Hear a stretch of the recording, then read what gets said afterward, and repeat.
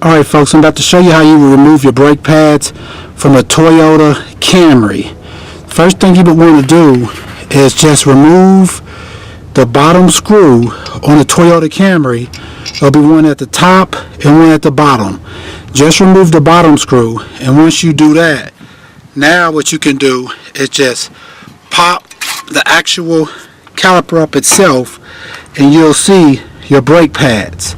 On these brake pads, you'll see a pin that's basically connecting to both sides, to this brake pad and to that brake pad.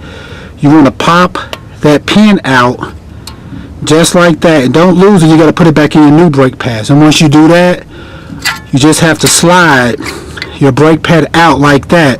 Then with your new brake pads, you just want to slide it back in into those grooves, basically just like that, the same way that you took out the old one. Now you may also need to push back the caliper, as this one needs to be pressed back, and for that you just use a C-clamp. I have a video up showing you how to use a C-clamp to push that back up also. And once you put your new brake pads back in, you want to take this pin and make sure you stick it back up these little holes on both sides like that. One at the top and there'll be one at the bottom.